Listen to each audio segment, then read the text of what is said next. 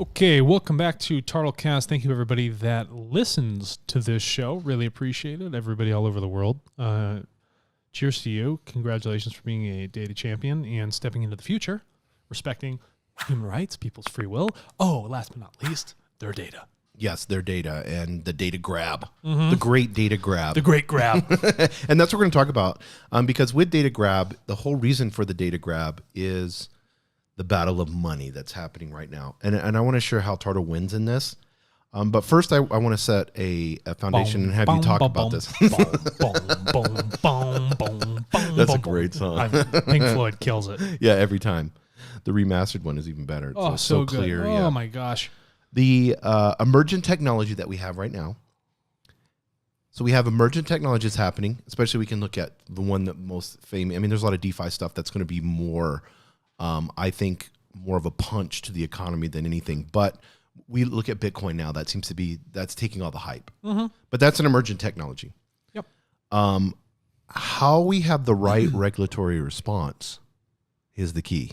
But you have godlike technology, dinosaur politics, right, across all countries, all. So that response, you have technology going like this, the response trying to keep up with it. Yeah. This is still going up. No, it's still going up. And technology advances really quick. What doesn't advance quickly are definitions. Right. Does that make sense? Yes. How often does like a definition of a word change in Webster's dictionary? Not often. Right. So the key for regulation, even though things are growing very quickly, is how do you define specifically what that thing is? So once you can do that, you can really take, oh, that's a big step. Oh, now I know how to handle it. Oh, so if something's a lion and I can define what a lion, and this is a human being, I know how to handle both. Yes. Okay, but you have to define it first. Otherwise, you don't know how to handle it. Yeah, and I think there's really good examples of this, because I don't want to say it's regulatory is all bad response. No. We see in the 1970s, the financial futures, the CFTC was created, and they worked together with the SEC, Security Exchange Commission. They worked together with them to make sure... Commodities Futures Trading Corporation. Yes, to make sure that when they looked at futures, they could regulate it properly. The CFTC now... and this was, I think, in 2008. This was back in 2008. They were doing models. They hired a team of people and were doing models every day to look at blockchain, to look at Bitcoin, this cryptocurrency, to see. And then they were playing out on their computers, which we can imagine. They were playing out scenario after scenario after scenario before they decided to have Bitcoin as a future. Yeah, don't be fooled.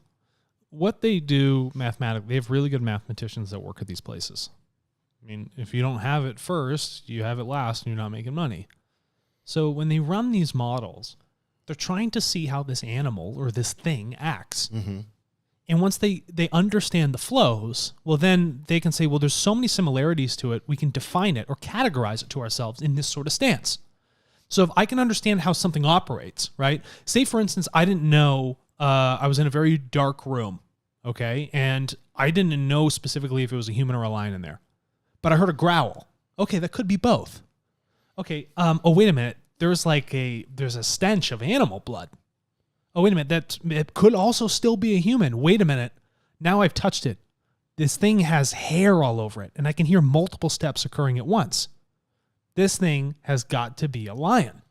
So as they observe these things, not really knowing what they are, it starts to define its picture. Yes. So these mathematicians that ran these models, right, and they had the money to run this stuff all day long, are like, this thing acts much like a commodity. So if I'm going to be trading gold, right, that's what it is. It's not really a currency. Yes. That's not what it's occurring. It's just a store of value as an digital asset. Gold. Yeah. That's all it is. It's a digital gold. So when the SEC and the CFTC came together and they're like, okay, this thing right here, we're going to treat it like a commodity. We're going to define it as a commodity. And then from that, we can apply the regulation we've already written in place onto this specific thing. Yeah, which makes it easy. And then, I think majority of people in the Bitcoin scenario don't mind that regulatory No pun intended. part. Yeah, because regulation is not bad. No. People need to understand that. How many times have markets been cornered? Yes. A lot of money was lost. When money's lost, things shut down. People die. It actually occurs, right? You have to make sure that in the event of these technologies that become very decentralized and the power goes sovereign, off to everybody to make these choices, you have to be careful that people aren't getting scammed. Yeah, and I think... And I get it. But people are like, they're putting regulation on because they're trying to hold us back. They're the man. They're the cabal, whatever they want to call them. Whatever. The point is here, they've seen these collapses. They happen all the time. It's important to have some regulation on it to protect those who are trying to actually buy it as a commodity for themselves. Yes, yeah. And I think the like you said, the store of value, it creates more value. Like now you having... one of the main hedge fund leaders, lady, came out yesterday and said she thinks in 5 years Bitcoin will be at 525,000. Why not? And how she put models out and everything. She says because the institutional investors all are going to have at least 5-10% of their portfolio in this, right? Because just to have a protective mechanism. It's a hedge. Yes, it's a hedge. So she's like, if you put that valuation out there and you take these trillions of dollars and you put it into this scenario, here's where price models are going to be at and all that. So. On the other hand, you have somebody, and I'm not bashing this person at all. I'm just saying they made a comment last week. Can you look this up? What Hillary Clinton said about Bitcoin. She said it last week. This is a very interesting statement, and this explains to you exactly what it should have been last week's quote. Yeah, guys, 4 days ago. It's like destabilizing. She talked about. Okay. Hillary Clinton warns Bitcoin could undermine currencies and destabilize nations. So this is the fear we have to understand. So she is, whether she's in politics now or not, she's a major player. She could call anybody she wants. I mean, her and Biden are friends. She could call anybody she wants and have a conversation with them.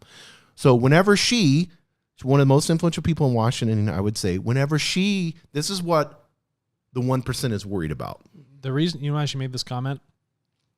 It's because she is aligning with what China has to say on cryptocurrencies. They want a relationship with China. They know China has the power. And so if China is saying that they recognize that given their nationalism perhaps earlier than other nations, this could be a direct threat to their own sovereignty, the nation of China, they're like, oh, yeah, same in the U.S. We're going to follow you. We totally agree. They know exactly what they're doing. Yes, 100%. Let's not be foolish. Listen, it gives power to individuals to make choice. But at the same time, Bitcoin itself, just this one specific asset, is not something everyone can be a part of. No matter all these things that come out, MoonPay, all that other bullshit, no offense to it. It's if you have money, you can get Bitcoin. If you don't have it, you're not going to be able to get it. Yeah, 100%. You have to work in some other system and then try and transfer it over to this new type of system. It becomes very difficult. So unless there's direct work for payment of something, it becomes almost impossible to become a part of. But we have to also realize, especially a lot of people that are in the tech world listen to us, fiat currency is not, we were talking about this off air, fiat currency is not bad. No, it's not bad. It's bad printing shitloads of money. It's abused. Yeah, it's abused. And you have, and we'll get into this on the next episode, but you have this 0.001% central bankers controlling money. That's the problem. It has nothing to do with the fiat currency in and of itself. That's the whole grip. Everyone tries to put it off on all these different things. The real scoop of why this thing came together is that people want choice. They want to say that, yeah, I had consent in the outcome. And for too long, they didn't. And so when this technology comes along, they say, oh, we have a choice in the value of the money or this thing we want to exchange for goods or services. That feels good. Right. So they don't want the centralized model where people they don't know are making decisions for them. The individuals that spun this up are ones that their political ideologies say, we want this decision for ourselves. And it has nothing to do with its asset value, anything. Yes, anything. And being, especially when you look at the US dollar, that's the most prized. Yeah. So, everything's judged off, whether you like it or not, everything's judged off the USD. Explain the data on that. So tell me. On why the US dollar is the most prized? Well, give an example. So after we went off the gold standard, then we decided to say, oh, okay. And then the Federal Reserve said, oh, okay, well, there's this whole thing that we can do. We can print money and then we can have exchanges on these. So we've allowed money to be more free. Yeah. Once it went off the gold standard, it allowed it to be able to go across all of the world and flourish into nations. Yeah, this fiat currency became floating rates. Yeah, and then because World War II kind of set us up, everything set us up as be the powerhouse for, the United States at that time, I would say 60s, 70s, as we're going into the 80s, is the powerhouse. War drives economies. Yeah, it's of the world. Yeah. So we had set it up. They're like, okay, we've took control of this. So now we have the ability to regulate, and not just regulate, but we have the ability to say, this is the value of what it is. All these whether it's Forex or whatever it is, all these people, these bankers all across the world agree on this. Yep. So now we have the standard. And so now when you look at Forex trading, everything's judged off the USD. Yeah, no, of course it is. And people don't realize Forex trading is even if you're doing two way swaps more than any stock exchange. Oh yeah, and it's open all the time. Yeah. And if you're doing two sets of swaps, the base of it's probably going to be US dollar. Yeah. Right? So most of the political and economic decisions that happen in major economies will have an effect on all the other currencies. So this is where your soybean, yes, even though you're doing it in some other like the Argentina. Yeah, or a peso or something like that. Because that peso is also traded against the US dollar, your soybean is inextricably linked to the US dollar itself. Yes. Just through the causation of that chain of how that thing actually occurs. So what you find is that conversion to the dollar. Yeah, what happens is, so because the peso converts to the dollar, even though you act in peso and you're trading your soybeans on it, your soybeans are really based in US dollar. So what happens here in this economy has a great effect on many other things. And this is an important statement, and this is why Turtle wins. Tell me why Turtle wins. And I want people to understand this, and we're going to dive into this a little bit more before we go. We'll close on this. Mm-hmm. Information is what drives markets. Only. It always has. If you want to corner a market, information. If you want to understand the market, information. And who gets the information first? Oh, it's typically the people on, Wall Street or the people that have the fastest servers, right? The ones with the best algorithms. The ones who can aggregate, steal, abuse, do whatever they got to do to get that information, twist somebody's arm, industrial espionage, whatever. Yes. Those are the ones that typically win. The speed of information and the accessibility to it is what defines the difference. So with Turtle, because the market participants, buyer, seller, seller, buyer. Yep. So these market participants, information is what drives the market. Openly accessible for Yes. anyone to go in and grab.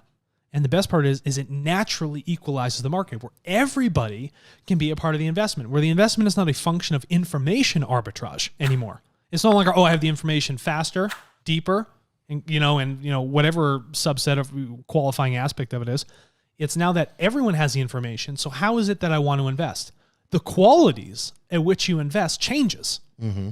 And the cool part about it is the fundamentals of the information are actually based off of work. Yes. So work comes into play. And if information drives economies, that means the US dollar is based off of information. That information is based off of work. Well, we've talked about this before. The mining part of gold is what drives the price of gold. Correct. So as the price of gold goes up, so does the mining cost of the gold. It's about that much to get it out of the ground. That's that Bitcoin mining. Yeah, and so it's the same. Yeah, Bitcoin mine's the same way. It's the same with Turtle work. You put the asset drives up by why? By how much work is put into that specific data packet. And the information that is provided. Correct. So that information then has a higher value. Right. Which everybody can share in acquiring. It's not like, I'm going to limit the amount of people that have, And that's why we call data the new oil or the new gold, is in the sense of the information that you have within yourself, wherever you're at, whatever country you're in, is valuable. Correct. And data accessed openly is a great equalizer. Everybody has the ability to participate in this marketplace. But you got to pay for those things that people are working for. There has to be reciprocity and a proper exchange of value for that work. But I think the information that's on the Turtle marketplace is so valuable that a buyer, it would be silly not to pay for that information, because we're doing something that is huge. You were going directly to the source. Yeah, you don't understand. There's no waste. It's instantaneous. Yes. It's first party data. Yes. It's baked in with consent. You de-risk your decision making. And if just to think about it, before we close this out, okay, that information comes from the human beings which are supporting your products and services. There's no guessing. They said time's the great equalizer. No, it's data. Thank you. So how would a buyer of data sign up? Go to turtle.co, click on the buyer tab, click on get started. Thank you.